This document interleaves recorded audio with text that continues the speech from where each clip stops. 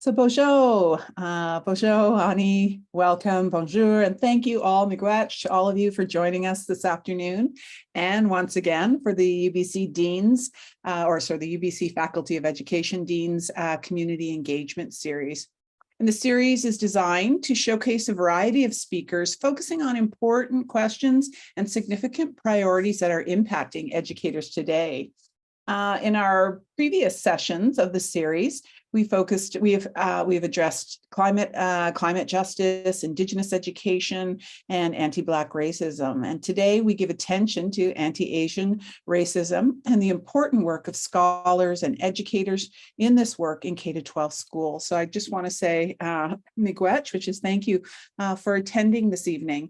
It's nice. I think this is finally one of the ones we're actually maybe hosting, depending on your time zone, but that we're actually hosting it and there's still daylight. But I'm sure it's been a busy day with the unusual weather that we have had here in the lower mainland. So I'm sure it was at least a busy start to your day. So my name is Jan Hare, and I'm pleased to serve as the Dean Pro Tem at the UBC Faculty of Education. And I am a proud UBC alumni. I graduated with my PhD from the Department of Educational Studies.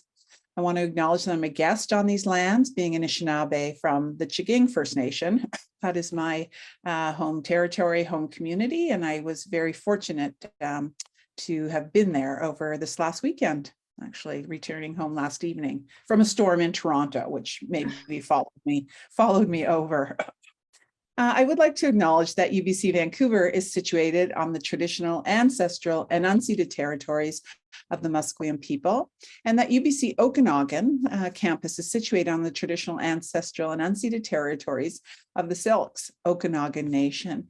And these lands have always been a place of learning for Indigenous people who for millennia have passed on their cultures, histories, and traditions from one generation to the next on these lands that UBC has come to occupy. And so I would also like to recognize that you are joining us today from many different places, near and far, and acknowledge the traditional owners and caretakers of those lands. And if you want to learn more about the land on which you reside, I recommend visiting this really great website, helping us understand, but if something you may want to use in your own practice. And I believe Sarah has put it in the chat, which is nativeland.ca. We hope that you enjoyed the beautiful images and music shared as you entered the Zoom room today, which are related to this session's big theme of exploring Asian Canadian culture in K-12 settings, and in particular, seeking ways to embrace diversity and address racism in this context.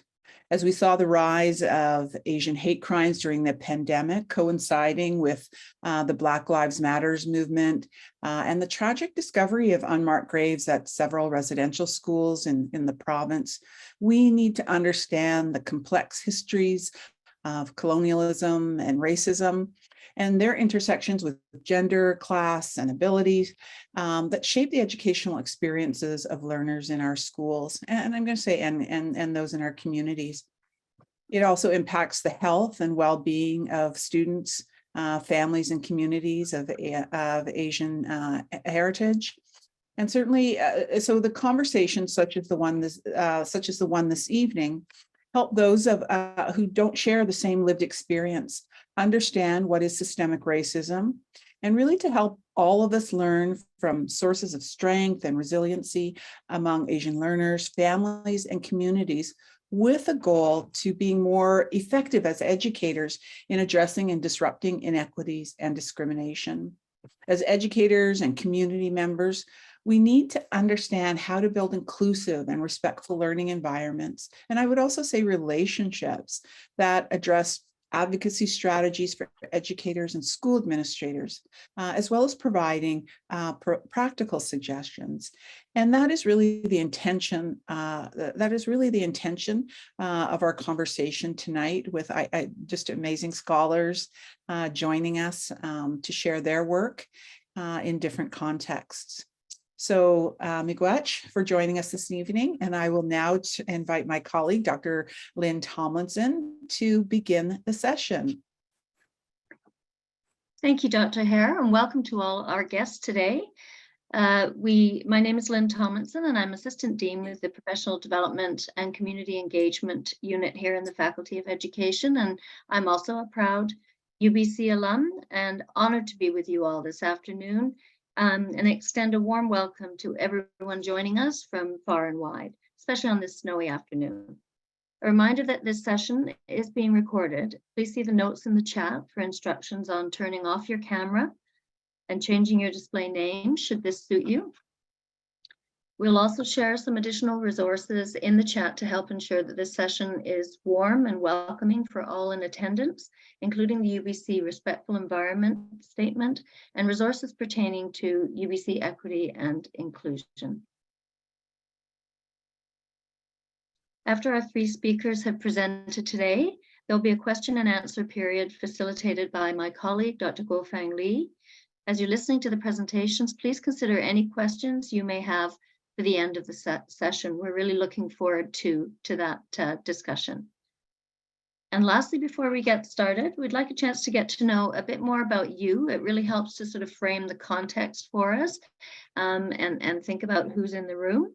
So we'll use the poll function in Zoom and just ask a simple question to identify the context from which you're joining us.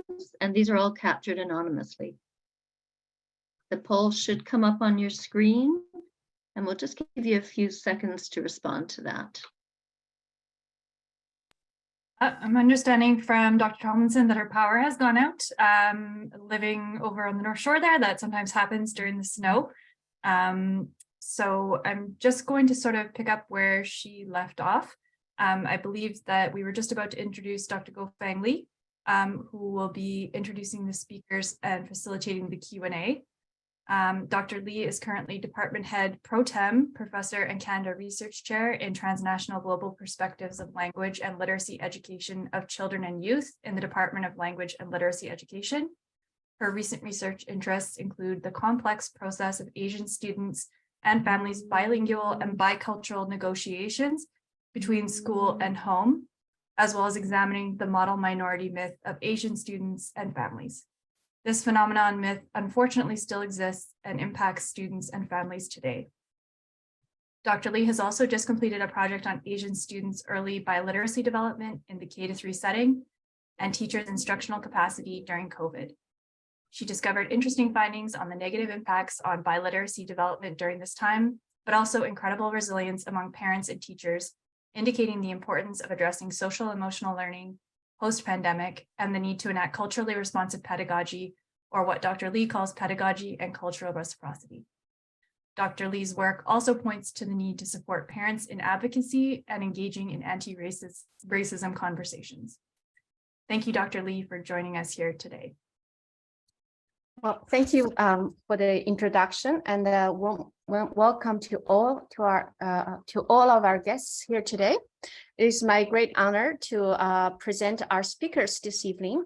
We will also post a link in the chat where you can view the full biographies of all speakers. So our first speaker is Dr. Marissa Largo.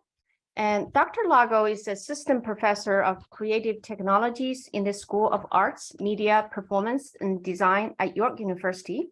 Her research focuses on the intersections of community engagement, race, gender, and Asian diasporic cultural production. Dr. Largo has received numerous awards and grants for her research and creative practice. Her projects have been presented in venues and events across Canada, including the Ontario College of Art and Design University, the Royal Ontario Museum, and World Pride Toronto, to name just a few.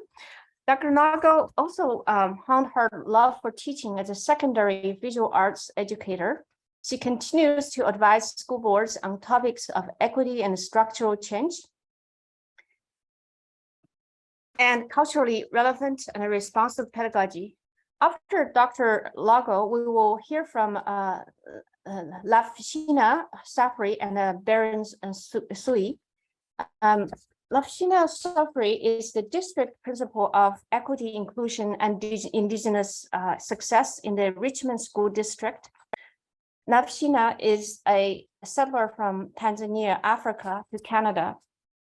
She was the first South Asian female to become a secondary school administrator in the Surrey School District. Since then, she has served as vice principal and principal for over 2 decades in the Surrey and Richmond school districts. She's also highly committed to community service. As a founding member of the Zahra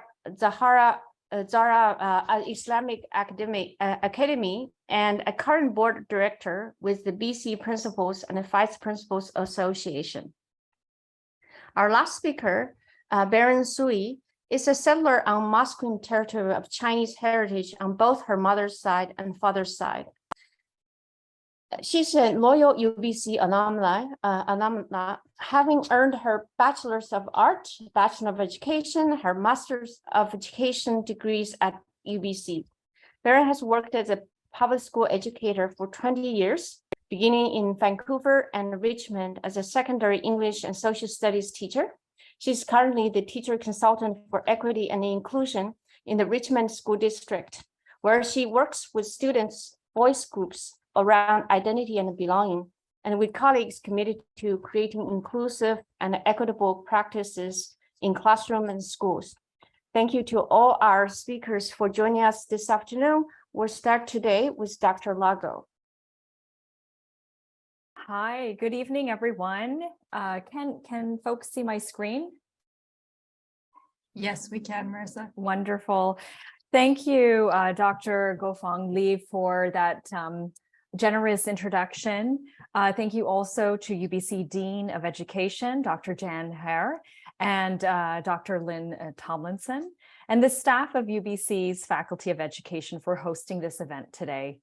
The Dean's Community Engagement Series is an opportunity to learn about the crucial interventions that educators are engaging in their research, art, and practice.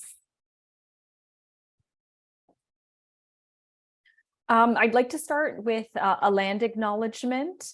I am situated in the ancestral lands of the Huron-Wendat, the Seneca, and the Mississaugas of the Credit River, commonly known as Toronto. The original stewards of this land acknowledged the dish and one spoon wampum belt pictured here in this slide. And that wampum uses the symbolism of the dish to represent the territory, and one spoon to represent that the people are here to share the resources of the land and only take what they need. As a diasporic person, I acknowledge my presence as a racialized settler in Canada, a colonial nation built on the violent displacement and erasure of many First Nations, Inuit, and Métis communities. In my ancestral land of the Philippines, Canada continues its neo-imperial hold through exploitative resource extraction in the Cordilleras, where mining companies such as Barrick Gold continue to infringe upon the rights of Indigenous peoples, such as the Tuwali pictured here. I am a partner in decolonization and actively counter complicity in the form of Asian settler colonialism. I'm grateful for this opportunity to carry out intellectual and creative work on Turtle Island and respect the continued connections of the past, present, and future in forging decolonial relations with Indigenous and other peoples within Canada, the Philippines, and beyond.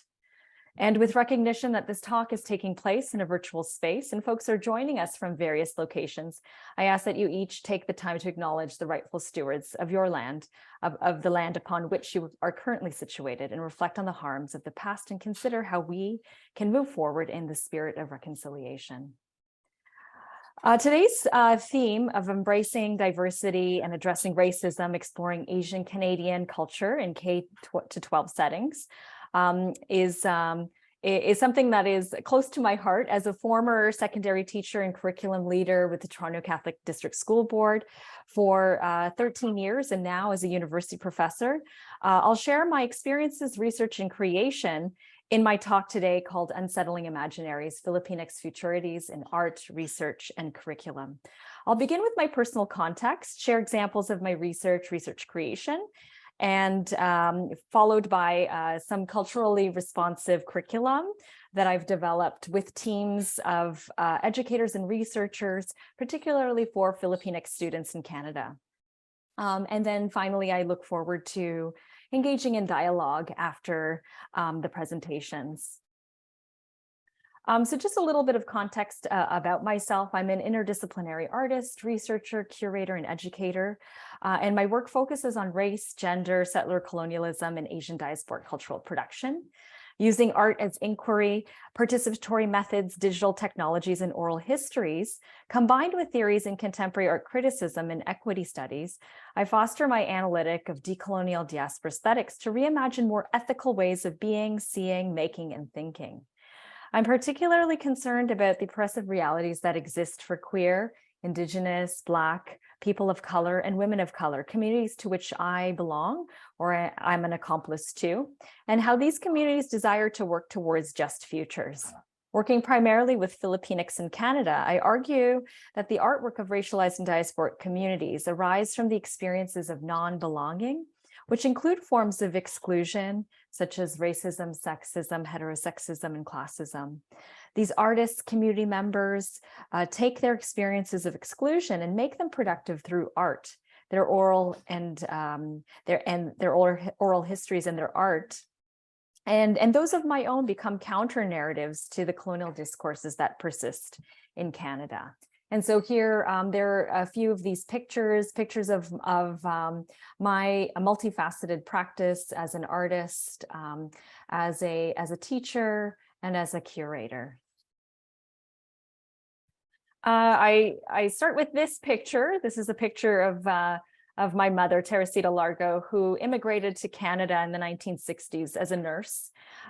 She was greeted by the mayor of Hamilton and immediately was able to practice in her profession. And so this was in the 1960s.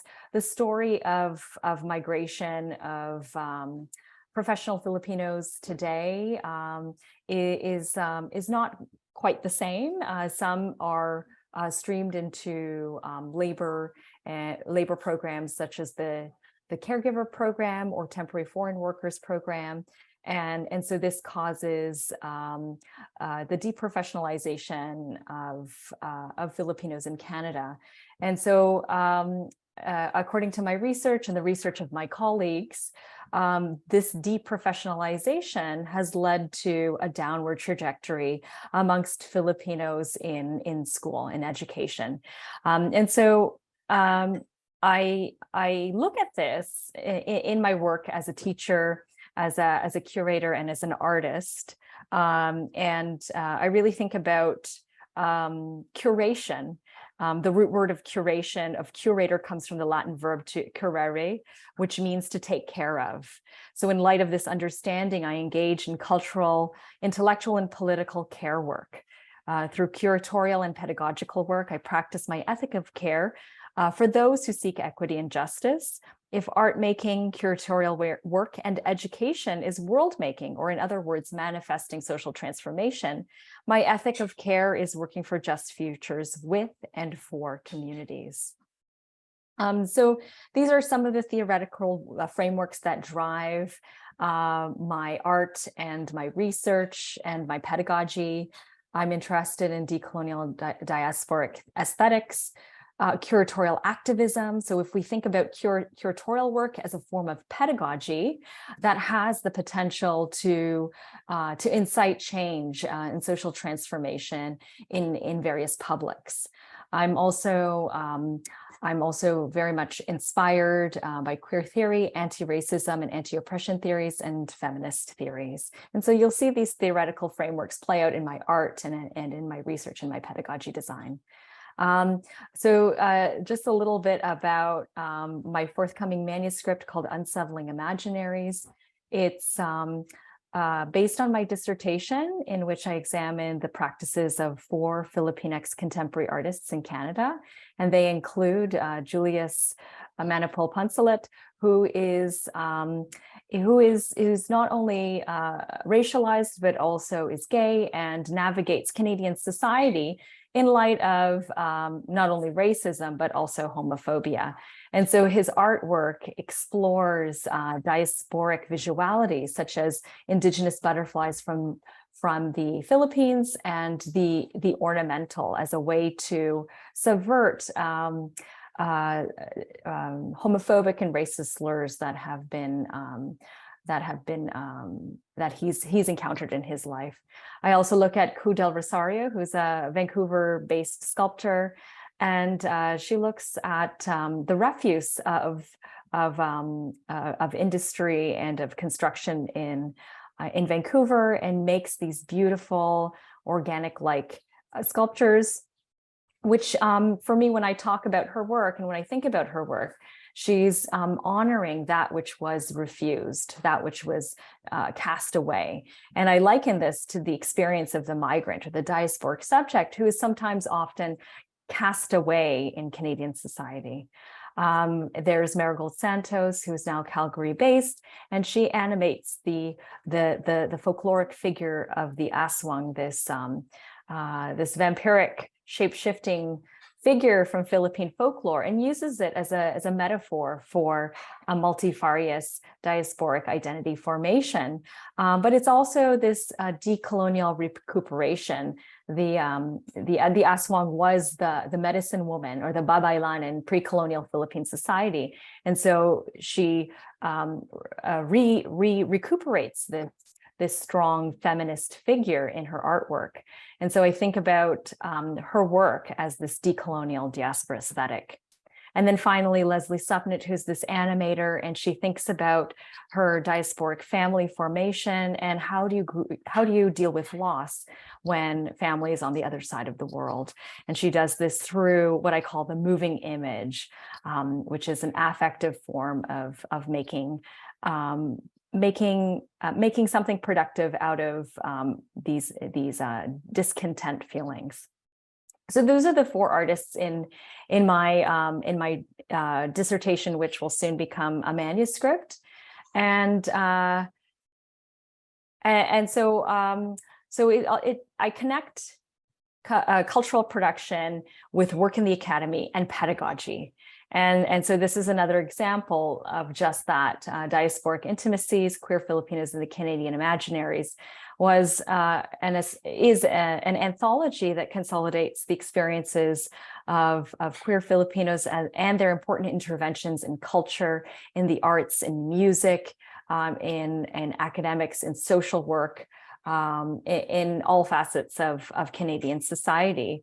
And it is a way of asserting this archive that has been written out of these largely colonial and Eurocentric bodies of knowledge. And then it emerged from a conference of the same name that happened at OCAD University.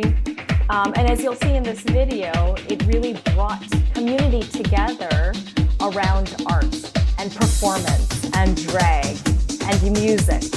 And so in my practice, I've come to use culture as a way to mobilize community, to create space, to carve out space, to assert knowledge and culture and one's identity.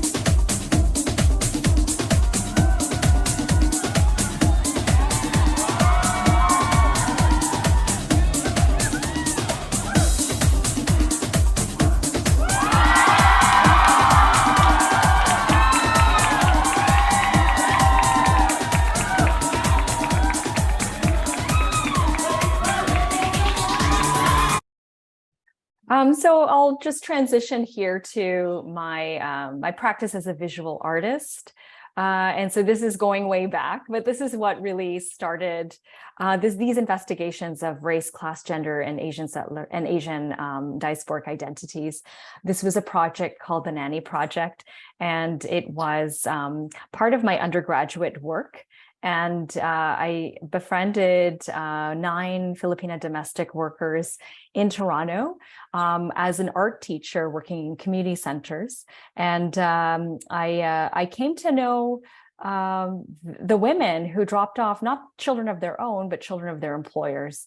And it made me question my positionality in Canada, second-gen Filipina who had the privilege of a post-secondary education, was teaching in a privileged part in Toronto, and women who come from my own ethno-cultural background, working as domestic workers and having to leave their families behind. And so this led to this research creation where I created portraits of the women, and then also gathered artwork of the children in their care and created this print work, this book of portraits and the artwork of the children that they cared for. And so this also was coupled with audio recordings of me interviewing the women and learning about their experiences of family separation, of deprofessionalization, of those feelings of being away from family out of sheer necessity to create a better life for their children and for their families. And so it was a heart-wrenching project. The women were so generous, and I gave them copies of their portraits through lithography. It's an art of the multiple. I was able to give them these portraits as well. And so, art, again, is a form of pedagogy. It circulates in the public sphere, and folks are able to empathize and learn about the experiences of others. This led to my graduate work at Concordia University, where then I was interested in looking at the children of domestic workers. What happened when, after 5-10 years, these women, largely women, would be able to sponsor their children over? And in some instances, it was like strangers reuniting, where the children were raised by their grandparents, their Lola and Lolo, and they didn't know their mothers. And so this led to a whole host of issues in the schools in Montreal, where a lot of the Filipino youth felt disengaged or pushed out from the school system due to being an adult, having finished high school in the Philippines, but then having to return to post-secondary in Quebec, and being forced into factories, into labor at a very young age. And so with a youth activist group called Kabatang Montreal, we developed these workshops where we learned about these root causes of why these issues were happening to young people in the community, and using participatory action research and collaborative art making strategies like videography and interviewing, the young people were able to document their own narratives of resilience, of hardship, and create these mini documentaries, which were then displayed in a gallery in downtown Montreal. So again, for the public to learn and to empathize with these young people who are struggling with the aftermath of forced migration and issues in the schools and workforce. I'm also a visual artist who has my own practice. This is called Jet Lag, and it's a video installation in which I am contemplating the diasporic experience, having one part of my identity on the other side of the world, yet my embodiment is here on Turtle Island. And this is a poetic rumination of the diasporic experience. And part of my community intervention through the arts takes place at Nuit Blanche, which is this large art festival that happens in Toronto once every year. This one was called Maleta Stories, Maleta being the Tagalog or Spanish word for suitcase. And then thinking about, when Filipinos immigrate, what are the things that they bring with them in their maletas, or what are the things that they have to leave? And so the maleta becomes this metaphor for diasporic subjectivity and what are the losses and what are the gains in moving from one country to another. And so this extended outwards to the public, where the visitors were able to share their maleta stories, how they came to be here in Turtle Island. And we gathered stories around coming to Canada for a better life, moving for education, moving for love, and folks were able to read the stories of others as they shared their own.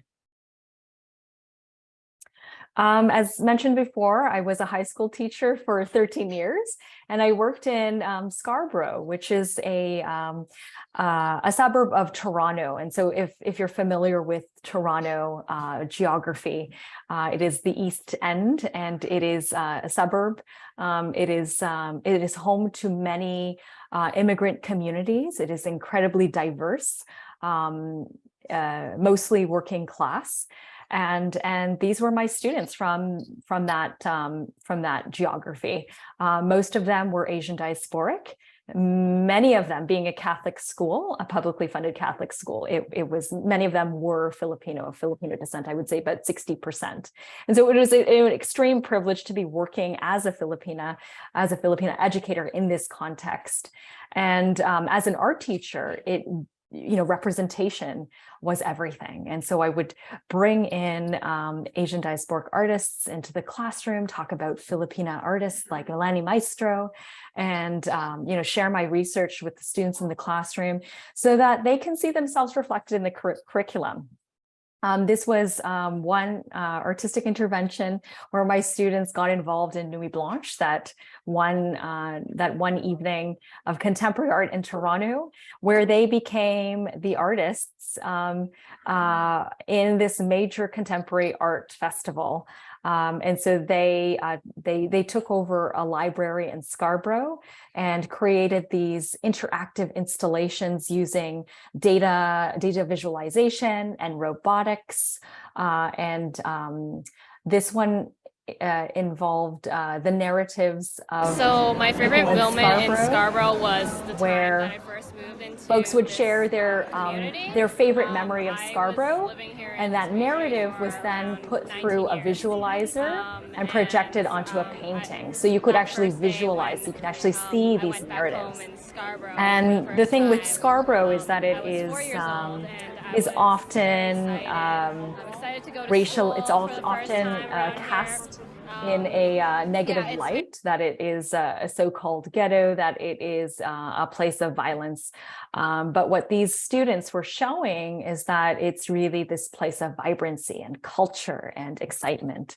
And so again, art as a form of pedagogy becomes this counter narrative where these racialized young people, mostly Asian diasporic, were showing that, this is our home, and this is also a site for richness and for positivity. So I'll also share a little bit about some other research projects that I'm working on. This is with my colleague, Dr. Ethel Tunkohan at York University. And this is a photo voice project that took place in the height of the pandemic, where we worked with 76 caregivers, Filipina frontline workers during COVID-19. And through photo voice, they used photography as a way to document the issues that they were experiencing on the front lines, like lack of PPEs, going to work while sick, being contained at long-term care facilities, dealing with loneliness and with immigration problems.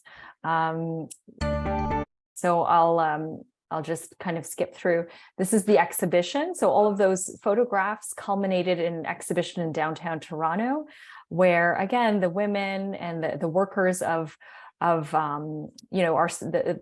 government was calling them heroes of the pandemic, but was not treating them as heroes, with denying additional pay, denying additional paid sick days, not expediting immigration papers. And so this became an opportunity to engage with policy. So we had this website set up, the matatag, which means resilience in the face of hardship. And attached to this website is a petition that pushes our policymakers to review these laws that create oppressive realities for Filipino workers during COVID-19. I will just share a little bit of this curatorial project called Elusive Desires that took place at the Varley Art Gallery of Markham. And this included two queer Asian diasporic artists, and they took over the space and created this soft space where identities that are queer and Asian could feel like they belonged. And so through the installations of Nestle and Yan Li Yi, they were able to, again, create this counter narrative. Often we imagine Markham as this upwardly mobile city where folks drive BMWs and have large houses and have white picket fences. And so these artists were showing that, you know, there are others, there are marginalized identities that exist beyond those white picket fences. And so I'll switch gears and talk a little bit about the PASAC project. This was a collaboration between the Toronto Catholic School Board and York University, and it was a culturally responsive project that really engaged with the Filipino community. In the TCDSB, approximately 2/3, or let's say about like 1/3 of the student population is Filipino. There are some schools where you walk in and there are 90% Filipinos. When we look at the leadership at the board and classroom teachers, that is another story. I think in one of the self-identifications of staff, the percentage was 2% Filipinos, and that included all staff from custodial to EAs to secretaries. And so we can assume that teachers are less than 1% of the entire TCDSB staff and faculty. And so this project took classroom teachers and linked them with York University professors in developing culturally responsive pedagogy that was cross-disciplinary. This is a picture of the team and some of the press coverage. It engaged in arts-based learning. This was a project called the Jeepney Project, which is a Filipino vehicle used for public transportation that was constructed out of an American military vehicle. And so this jeepney becomes this vessel to imagine students as they move into the future. And so they were asked to create collages around it with their role models, their ambitions for the future, who joins them on their jeepney ride. And so it also included for the elementary panel, grade 6 social studies, grade 8 geography, and grade 6 to 8 dance. It has since expanded to the secondary panel, and we've included geography and English because those are two mandatory courses that all students must take.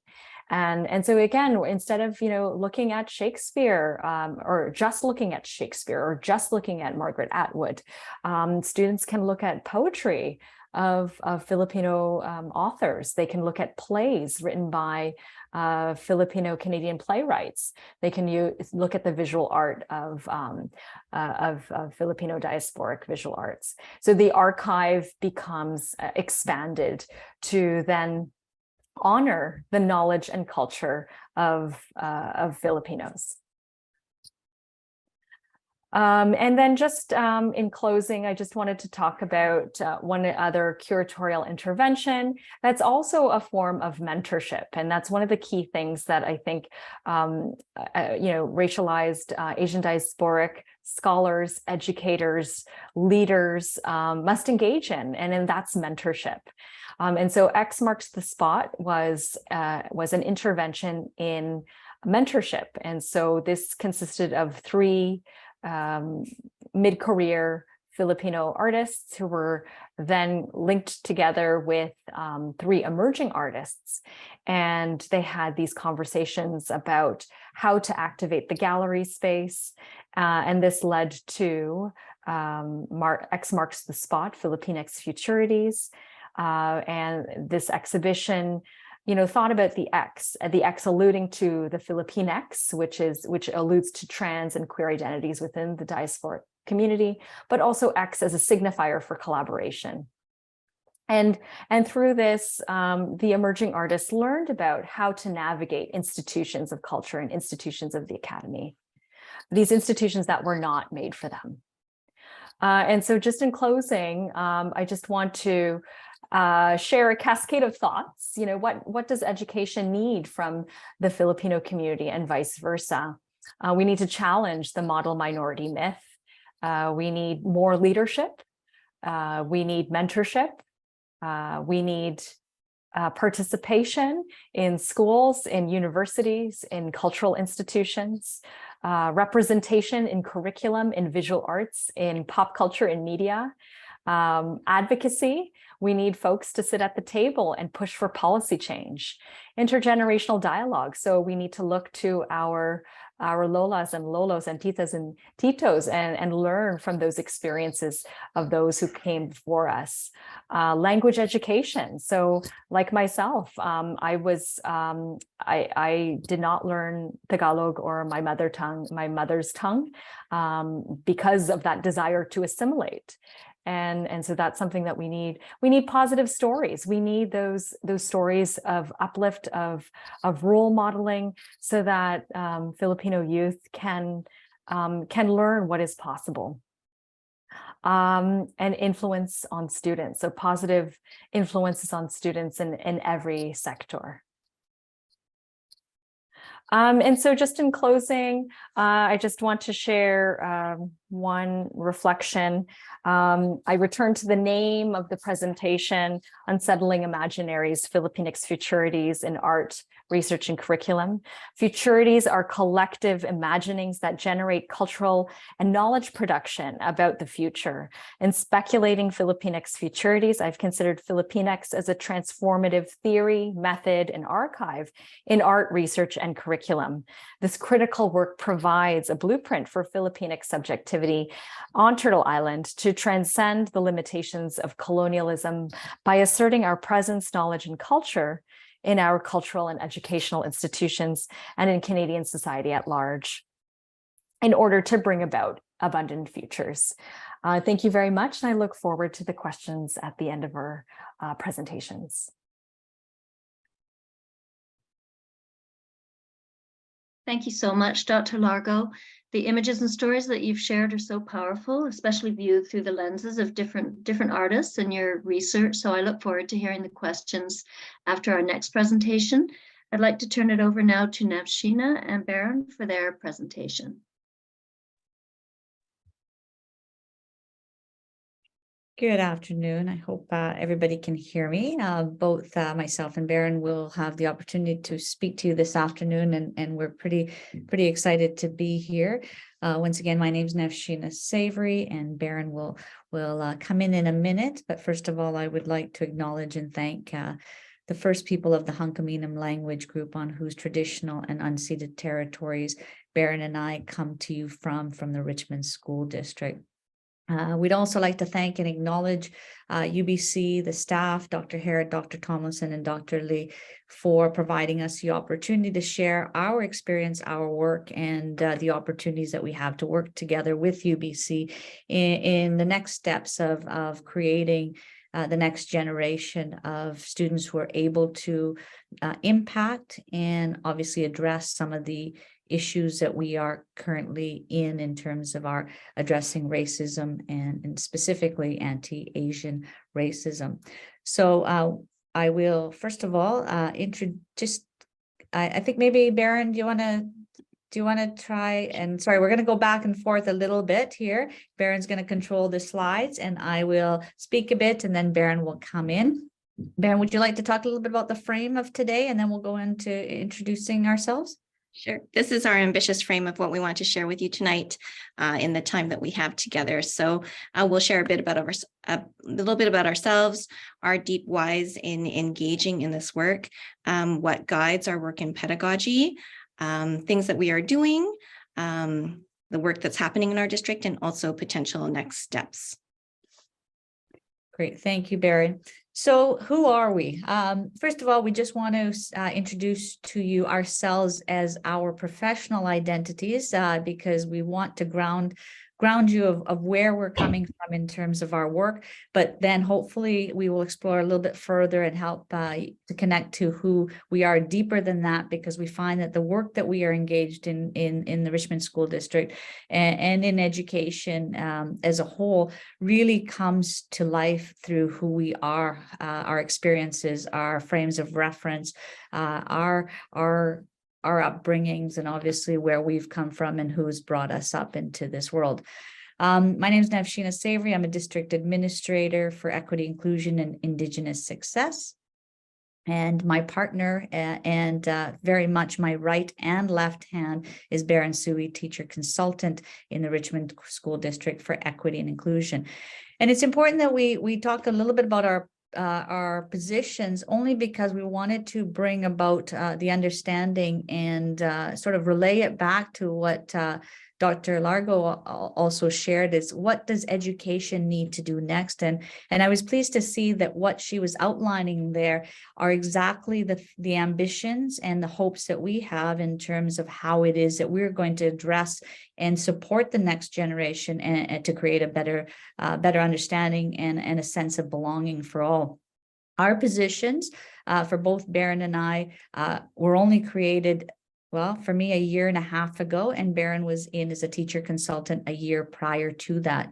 So these are newly created positions. Not all school districts have district principals in equity and inclusion. But what we know as educators and in most sectors is that leadership guides the work to support the work on the ground. And we are fortunate to have a district that has that vision to make sure that that kind of support is put into place. So that's who we are professionally. But much more interestingly, I think, is who we are as people and what we bring to our work. So a little bit about me. Who am I? This is my story. This is a picture of my family in the early days of when we landed. Interestingly enough, I was very interested to hear Dr. Largo's explanation of what Scarborough is, because back in 1975, that's a picture of my mom there and two youngsters, a little bit older there. We landed in 1975 in the deep winters of Scarborough. We immigrated from East Africa, Tanzania, and landed there. My parents had visited Canada in springtime, but were shocked when we landed in the winter months. But there we were with snow, and no doubt clothing that we had acquired through probably friends and family who had outgrown them. Nonetheless, we were feeling very fortunate to come to a place where my parents had chosen to come. And the reason for that is that they chose to come to Canada was for opportunity, for stability, both economically and politically, but also opportunity for their children to have the opportunity to study, to go to school, to have stability, as I mentioned. And over there on the right-hand side is my dad, my other sister, and eventually comes the third sister over in the middle on the screen there on the left-hand side, who we call the Canadian, because she was born here in Canada. Early years, I can share with you, were certainly years of great struggle for my parents. I think they came here with rose-colored eyeglasses. And again, what Dr. Largo spoke about in terms of the deep professionalization of immigrants was certainly our experience. My mom was a teacher back in Tanzania. My dad, a salesman, but had a very good position in his particular organization and came here to essentially have to provide for a family and not have the ability to be able to go to school and continue their professions of which they had done back home. My dad worked in an arcade, and my mom worked in one of the cold subway stations of Ontario in those cold winters. 5 years later, we did move, thank goodness, to British Columbia and experience much more milder weather. And so this is a little bit about my story and who I am. I identify, I guess my equity lens comes from being a mother of biracial children. I identify as a South Asian married woman, a wife, a Muslim. I think that for the most part, my parents achieved what they came here for, but there were certainly struggles in their sense of identity, our sense of identity, and a sense of belonging and fitting in. As a young child and adolescent, I think I was very keenly aware of my skin color, and this was affirmed by a sense of not belonging to the majority or norm or the ideal.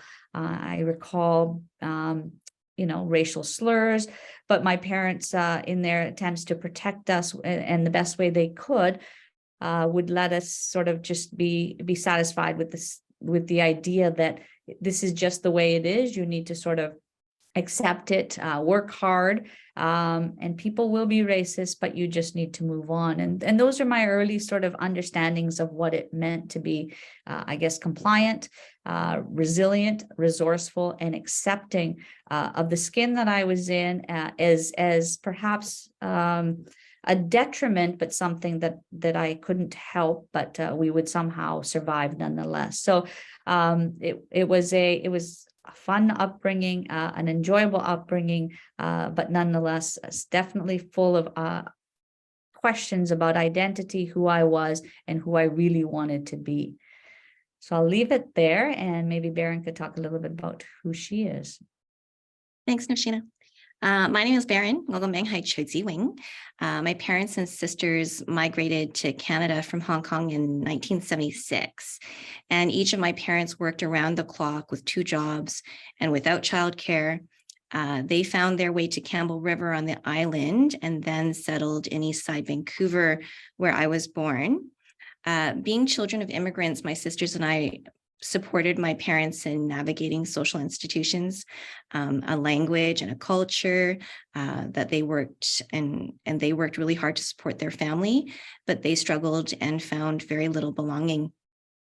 And though the community I grew up in was also very diverse, I myself found very little belonging in school and in what I was learning. This probably brings me to my earliest understanding of race.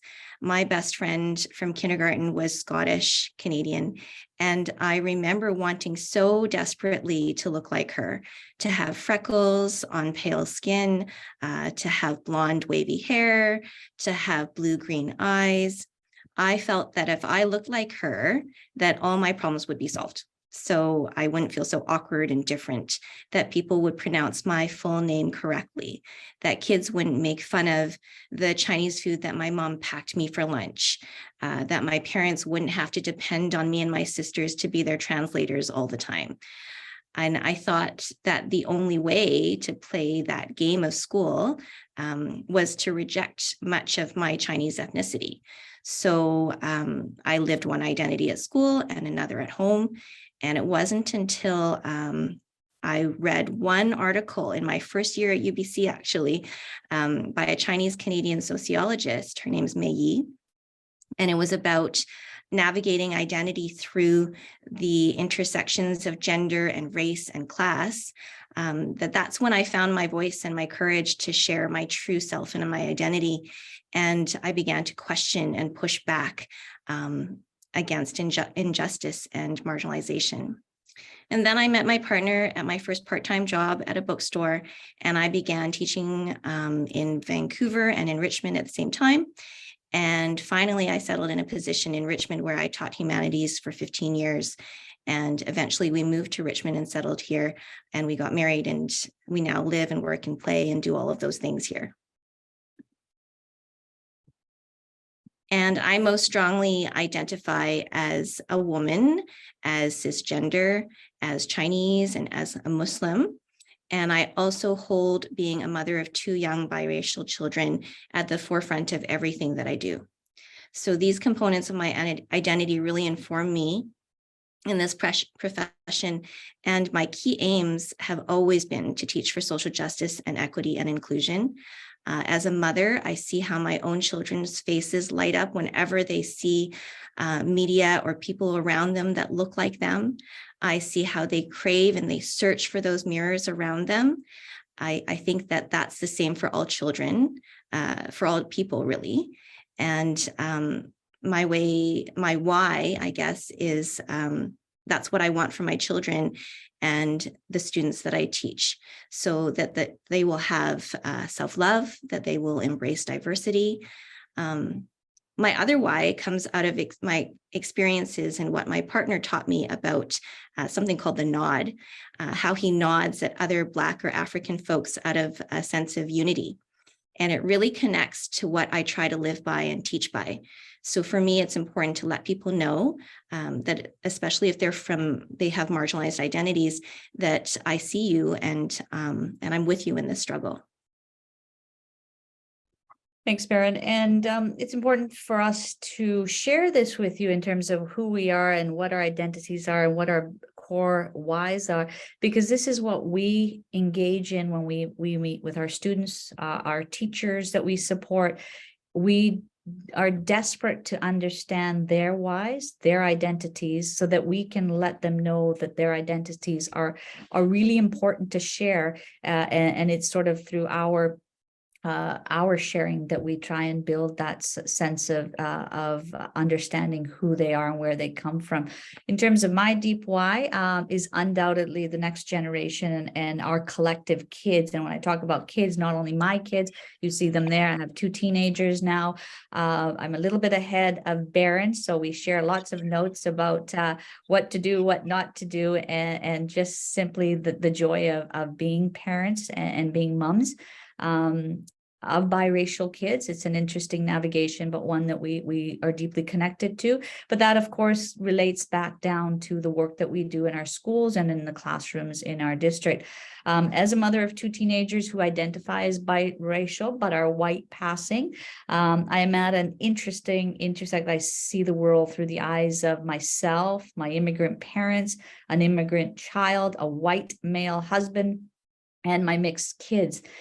It is, as you can imagine, confusing at times and yet so insightful all at the same time. And at the end of the day, my why is making our schools to be places where everyone has a sense of belonging through relationships and through curriculum. And so that's how we tackle the work that we do, through our identities and through curriculum and through our relationships.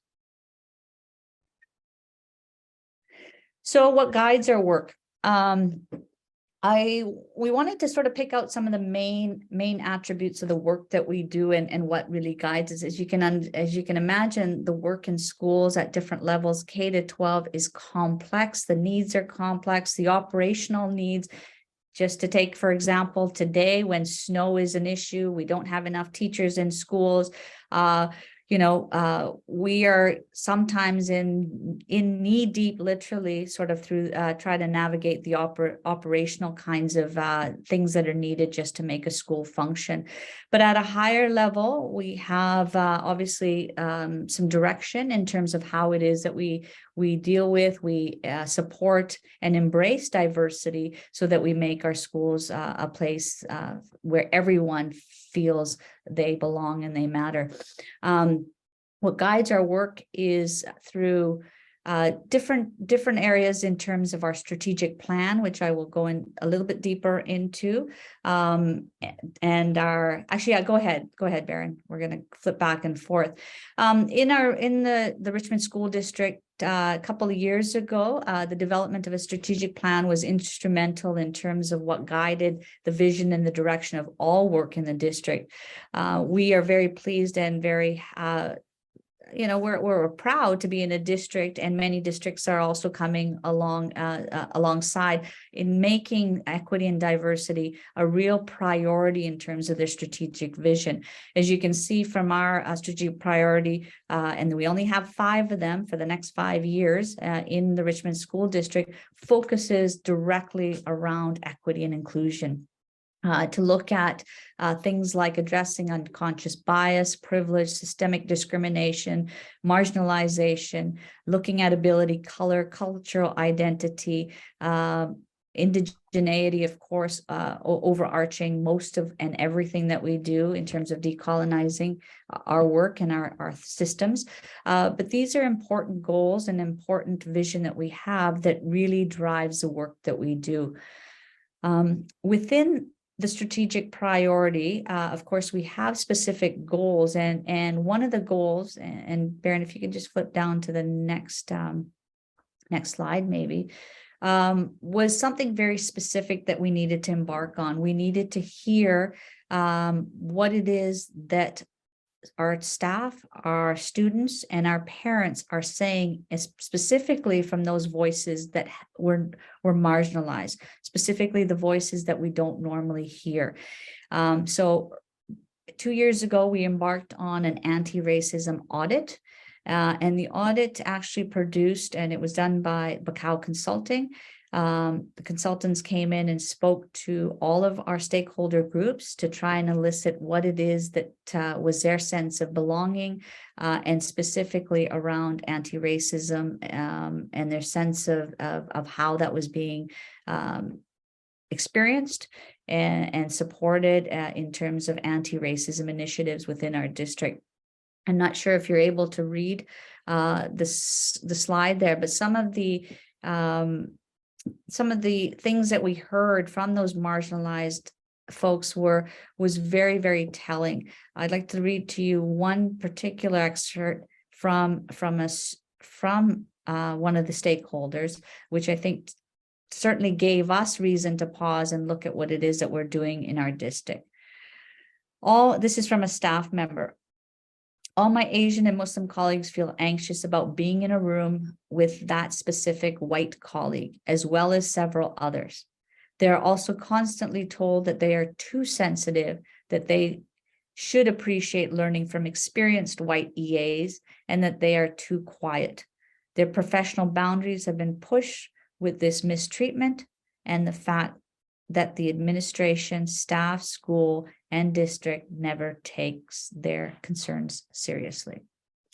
The audit was eye-opening. The audit was significant, and the audit certainly brought to the forefront the voices that were not being heard and not given the opportunity to be heard at other times, because we had never seen it or heard it so explicitly as we did through the audit that was provided through the consulting company. Through that work and the audit, one of the initiatives and one of the important sort of steps to follow up from the audit was for us to develop and to have an advisory committee specifically focusing on anti-racism that was made up of a number of stakeholders, all stakeholders, including students, staff, union representatives, who would look at this audit and come up with recommendations of how it is that we would, within our district, tackle some of the things that we were hearing from those marginalized voices and what it was that they were experienced that was obviously negative, that was traumatic, and required our attention in terms of providing opportunities to make it a different place for people. The advisory came up with 8 recommendations that are there for you on the screen. The green ones are identified from the blue ones only because the green ones are the ones that Baren and I focus on in terms of where our work leads us. And the blue ones are fall into other departments such as human resources and district policies and things like that.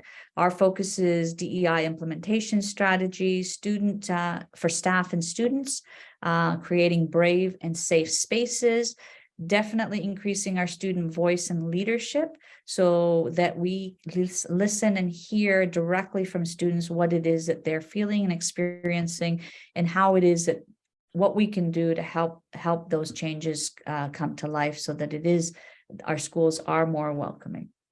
And of course, and as mentioned, decolonizing our practice underlies everything that we do, because the First Peoples principles of learning is somewhere where we start most of our places of engagement and initiatives. So as a teacher consultant for equity and inclusion, my role is to provide leadership in curriculum and instruction and professional learning in supporting teachers in the areas of EDI. So naturally, when it comes to guidance for my work, I start at the BC curriculum. Two foundational components of our curriculum that I look to most often and encourage colleagues to look to are the First Peoples Principles of Learning, which guided the development of our current curriculum, and the core competencies, which are sets of intellectual, social, personal and emotional proficiencies and dispositions that all students need to become educated citizens. So when it comes to teaching for equity and inclusion, two pedagogical frameworks that align quite closely to the FPPL and the core competencies are anti-bias pedagogy and culturally and historically responsive pedagogy. And neither the FPPL nor the core competencies are specific to any particular grade level or area of learning or subject area, which really underscores that fact that anti-bias and anti-racist pedagogy and practices are ongoing and shared responsibilities for all educators. And the last and perhaps most important thing that guides our work is the people in our communities. So perspectives from student voice groups and teacher-driven collaboration and inquiry projects, and perspectives and questions from the caregiver community continuously guide our work. And for example, through student voice groups, we are hearing that students desperately want teachers to understand and lead learning around identity, discrimination, and bias.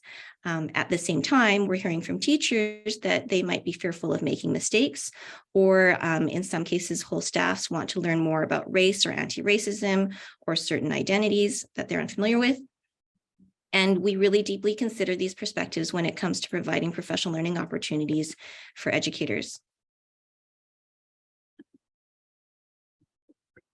Thanks, Baren. So what is it this means in terms of what is it that we're actually doing to move this work along within our district? We want to share with you a few initiatives, some in partnership with UBC that we're very pleased with, and the Vancouver School Board, and some that we have started on our own within our district.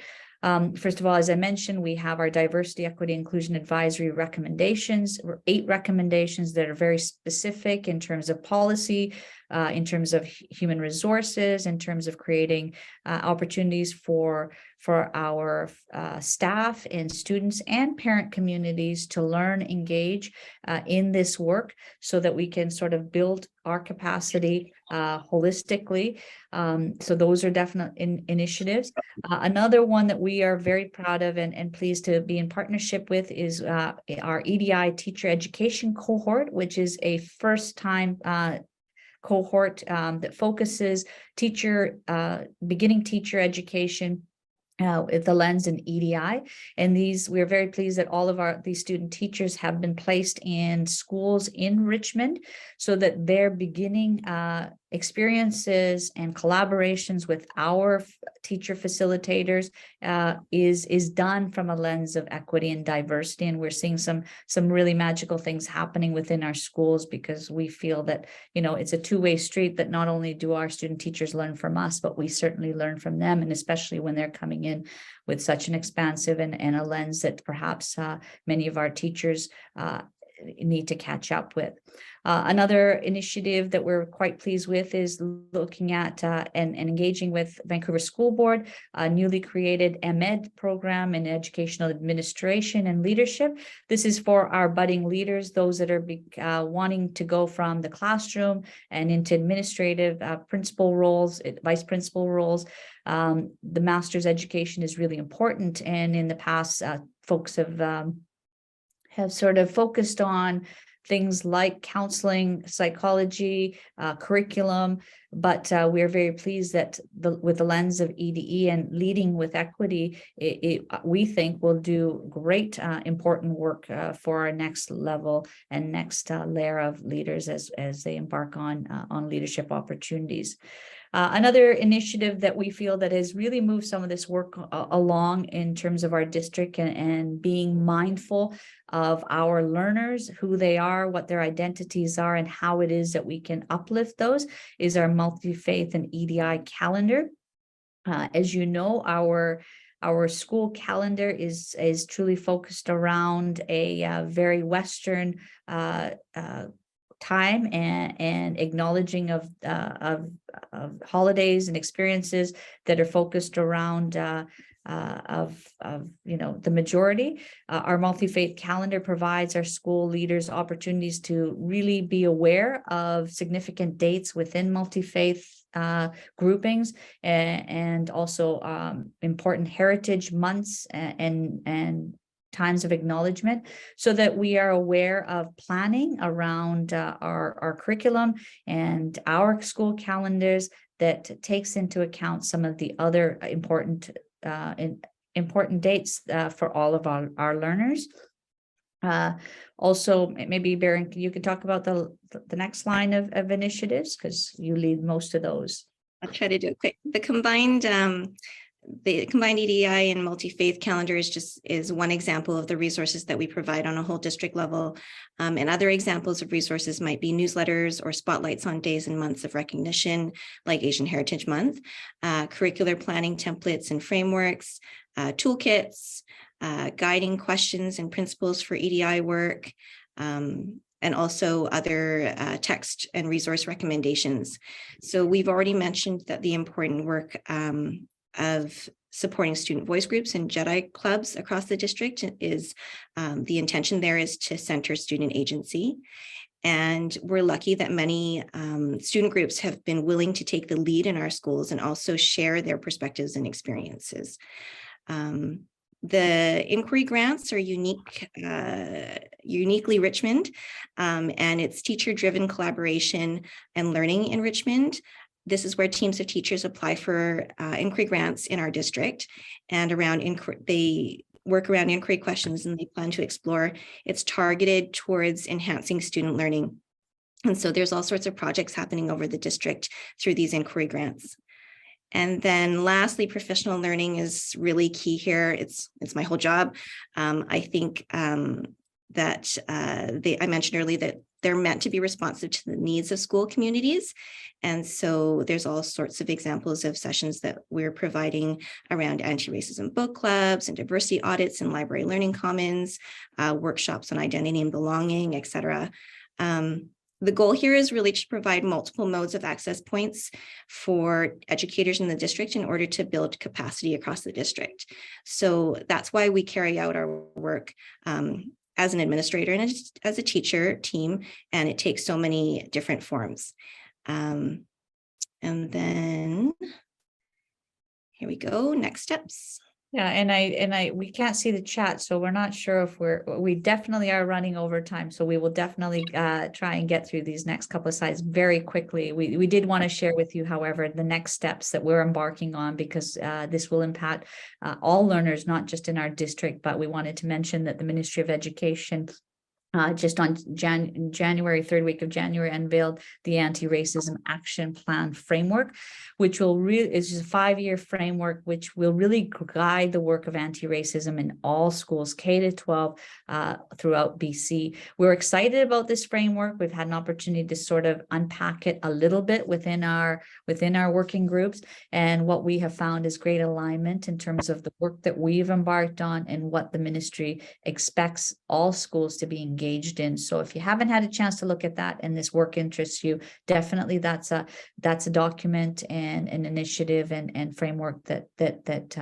requires a bit of work to go through, but it's a great document and a great vision from the ministry. In addition to, as I mentioned, student voice is really where we need to go back to and stick with, and that student voice we are planning to do a large forum in May. and really making, as we have strived to do, students as part of a lot of our advisory groups. They now have a place and a seat on those groups, and it is amazing and to hear what it is that they're experiencing and what is it that they can offer as things that we can do to make things better. And finally, our 5-year strategic plan, of course, guides our work, and it's a document that really is insightful and articulate, and I think something that is very specific and doesn't shy away from the work that we need to do. So we'd just like to leave you with I think a quote that really says it all, and I hope it brings you back to where we started. And as educators, as teachers, as learners, and school leaders, we take ourselves with us to work each day. We interact with our students, their families, and each other from a position that is shaped by our cultural experiences and multiple identities. Our effectiveness in meeting the needs of our diverse students will depend upon our willingness to unpack our beliefs and to approach inclusive education with an openness to broadening our worldviews. And I really like that, because everybody can come into that quote and do something to progress in this area. So that's from Leader for Equitable Schools. It's come out of Ontario. So thank you very much for the opportunity to speak to you this afternoon, and thank you to Baren for supporting all the work that we do here as well.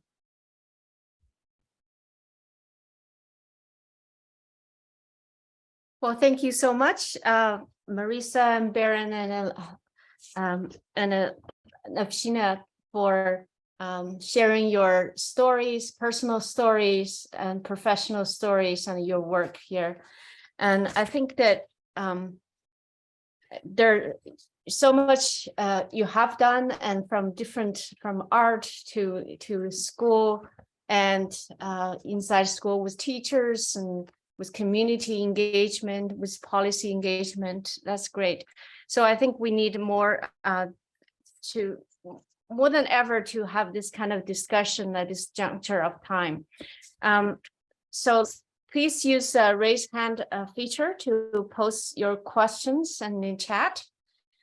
And if you have any, while you formulate your questions, I'll have a couple of questions to begin. I'll begin with Marissa. I think that you have been, I love the different engagement with different art groups, and you also worked in the school districts with secondary students. So I know that you have been a second generation of Asian immigrant in a product of the Toronto school district, right? So what aspect do you think schools, especially in Toronto, are doing well in terms of addressing Asian Canadian culture and the anti-Asian racism, and what they are not doing well? What more work needs to be done? Yeah, thank you, Dr. Lee, for that really important question. I think what schools are doing really well is the celebratory aspects, the multicultural days that are often student-led. And that is fantastic. It's a time. It's usually, it's usually relegated to one day or 1 month, like the month of May, which is Asian Heritage. It's a good starting point. And I think being student-led and community-led, it is a fantastic way to incorporate the community into the schools. However, it's just the start. We need systemic change. And systemic change can be brought about through policy engagement, through creating policies at the board level, at the ministry level that support equity, diversity, and inclusion. One of the key areas that I believe that school boards, particularly TCDSB, needs to improve upon is human resources, the recruitment and the retention of racialized teachers particularly Filipino teachers. And so as an advisor to the Race Relations Board, I've been working with trustees and teachers and other community members on how to do this really hard work of reaching out to foreign trained professionals who may have received their teacher education in the Philippines, but are looking to gain their equivalencies in Canada, to become certified in Ontario. And so, again, it's those issues of deprofessionalization where, they're trained as teachers, but they're practicing as EAs in Canada. And so how systemically, how can we create pathways so that these excellent teachers who reflect the diversity of the classrooms can practice for what they were trained for and educated for? Thank you so much. Lynn, do I miss any people who raised their hands, or? I'm checking. I'm actually checking in the chat right now. Go Fang. I do have a question, Navshina and Baren, just based on the work that you're doing in your district. I was wondering if you have any ideas as to how you'll be measuring some of your progress in some of those areas. What are some core ways that you'll be able to connect with parents and students to let them know if things are making a difference? I can speak to that. We work in a very qualitative environment, as you know, and our best resource are our students in terms of the feedback that we're going to get from them in terms of how are things feeling. As you know, students are very honest. They will tell you when things are not going well, and they will tell you when things are going well and what it is that we need to do to help that move along. So hence, one of our focuses, as we've mentioned, is really engaging our students and their voice and their relationships, for them to feel safe, to be able to let us know what is going on. So although we haven't thought about it particularly down to any sort of detail, our focus really has to go back to our kids and how they're feeling, and our teachers too. I think there's a certain amount of trepidation and fear that our teachers have expressed in terms of doing this work. And that's another place we need to understand what their comfort level is. And we're already hearing that teachers are wanting more education, more capacity building, because they want to engage in this work, but they're fearful and they're not sure how to start it. And so we're providing many access points so that hopefully a year down the road, 6 months down the road, we can sort of engage with them to say what's working, what isn't. So anecdotal feedback, qualitative is sort of where we're going to be looking at. Thanks, Navshina. Gofang, there's a question in the chat from Diana asking what toolkit or ideas for lessons are available for EDID education, especially decolonization. I can answer that from a professional learning lens. Some of the educational leaders and scholars that I rest and stand on the shoulders of and rest my work on are locally. Joe Crona has just published a text called Weiwa, and there's lots of book clubs around our district, and I'm sure in other districts around us that are using her text quite a lot. It's nice to have something local. It's nice to have something Canadian in education. I've also used works from a text called Anti-Bias and Anti-Bias Education for Young Children and Ourselves.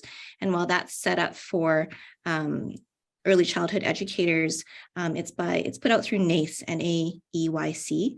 I've just found that the concepts and the pedagogy in that text is really relevant and powerful.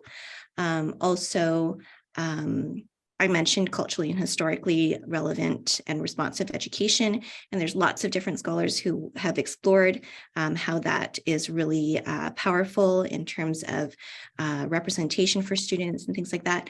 But currently, we've been working with text from Goldie Muhammad and her work, Dr. Goldie Muhammad. So that's just some examples of where you might find some good resources if you want to engage in anti-bias education, I think. Thank you. Another question I have is for Baren and Navshina. Is that a recent survey, I forgot the specific citation for that. It's a national survey on racism among K-12 schools. You might be aware of that survey. One shocking result is that the majority of the racism and racist remarks actually came from educators and staff who are most close to students. And this is a national survey. So I understand that you have been working with teachers, and many teachers are eager to do this work, this difficult work. So in your view, what do you think teachers need most in doing this kind of work? What do you think our teacher preparation or teacher school district or teacher preparation is doing well in preparing teachers, and what is missing? Well, I think what we are seeing is extremely helpful is to see curriculum that is varied. So our teachers are now needing and having to engage in and supporting courses that are becoming mandatory. For example, our newest implementation within the province of a grad requirement for all students to engage in Indigenous focused learning. You know, something like that allows an opportunity for everybody to engage in learning and understanding our history, our Indigenous peoples and their experience and where we are. We believe that all anti-racism work starts with that sort of decolonizing our practice. And so we do focus back on that. In terms of our teachers, what they need is they need to be, they need opportunities to learn. And they also need opportunities to learn where they feel most comfortable in the format and in a place to enter that is not necessarily threatening. We have different people at different journeys within their understanding of what it means to be anti-racist. And we have teachers that are very experienced, but in some areas of curriculum, but not in other areas of understanding the youth that are in front of them. And so it is complex work. It is work that requires not only relational work, understanding their place, their power in the classroom as a teacher, and also supporting their curriculum and their in terms of their ability to teach as well. So it's really multifaceted. It is complex. We try and approach it from a number of sort of opportunities for teachers to engage. We think it's fabulous that our new beginning teachers are coming into our systems, having learned some of our true history, and having to understand that equity is everyone's responsibility, not just the social justice teachers. And that's where the BC curriculum, in terms of the core competencies, really sort of lays a foundation that this is everybody's work and everybody's responsibility, not just the social justice teacher. And so that's really important. And one of the things, going back to the question that we had around decolonization, I'd like to put in a plug for the new book by Jody Wilson-Raybould, which is True Reconciliation. I found that, and we've started a book club here in the district, and I found her framework extremely approachable. Where most of us are type A personalities, we need a framework to work through these sort of complex issues, especially decolonizing. What does that look like? And she puts her framework into 3 steps, and that is, step 1 of any of this kind of work requires us to learn the history, learn the truth. Step 2 is understand what we're dealing with and why we are where we are, and finally act. So it's not enough to just, learn and understand, but we need to now act. And she takes us through those 3 steps. So it's a fascinating kind of example of being practical in the work that we need to do, because sometimes we can get lost in the unpracticality of our vision. That's great. I think that BCTF issued a statement that, there's a need to include more Asian culture and history, Asian Canadian culture and history in our curriculum. But maybe the way to go is to mandate that. I don't know how the prospect of that. Anyway, so thank you for the suggestions. I have a question back to Marissa. You talked about the model minority myth in your last slide.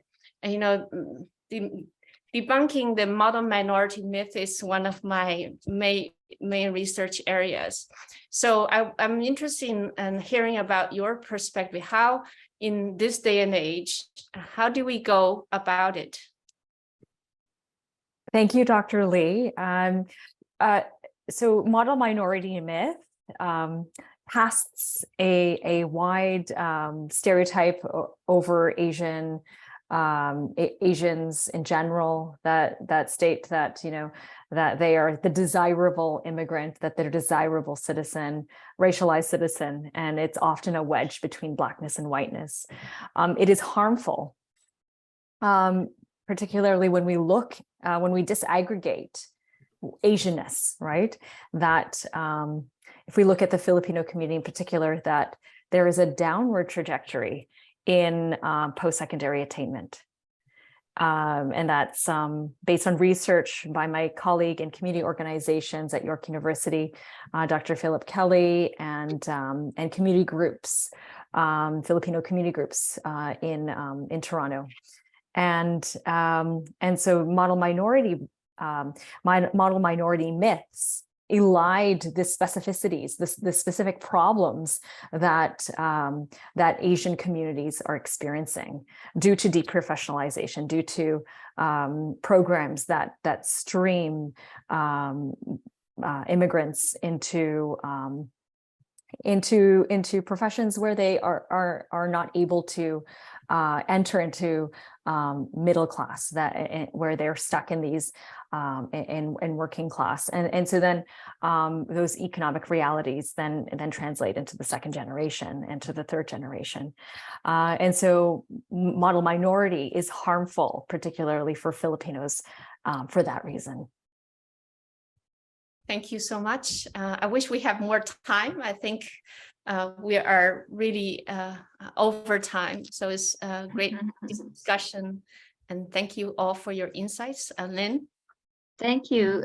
Thank you, Gofang, for hosting the Q&A. It's always a zip around the chat room and making sure we're responding to everyone. So thank you, everyone, for staying and sharing. And thank you to our speakers today for sharing your expertise and research and practice. Your stories really have given us some important information and realities around anti-Asian racism in our society and in our school districts, and lots to think about. I'll pass it along now to Dr. Hare for her closing remarks. Thanks, Dr. Hare. Yeah, great. Wow, what a wonderful evening. Great conversation, great questions, and great presentations. And I think what I really appreciated is the strengths-based focus of the presentations today, really helping the participants here, those who joined us, to envision pedagogies, curriculum, teaching and learning as relational, and then and also how we can challenge stereotypes and explore social inequalities, address these inequalities that occur in schools. And Dr. Largo, I see that this is how you engaged youth in ongoing dialogues on racism, oppression, and social change through an arts-based approach to your research. And Navshina and Baren, your roles and responsibilities in equity and success in leadership really remind us of the significance of leadership in advancing anti-racism and anti-oppressive work in schools. In particular, as you're talking about taking up the recommendations of the audit you shared. So I just want to say, miigwech, thank you to all of you for sharing your personal stories, how each of you shared those positionalities. And it makes me think about how it is that children in schools become aware of race and culture. And so I could so relate, Baren, when you talked about, living different identities and living one at school and one at home in the community. And that really, really struck a chord with me. And I just, again, thank you that each of these presentations really make clear that we need systemic approaches. Systemic approaches are needed to, as Navshina and Baren pointed out, create brave and safe spaces. We talked about advisories, policy development, curriculum, student voice, which I thought was powerful, professional development, and all of these are examples of how we can make for actionable and sustainable change. So miigwech, everybody.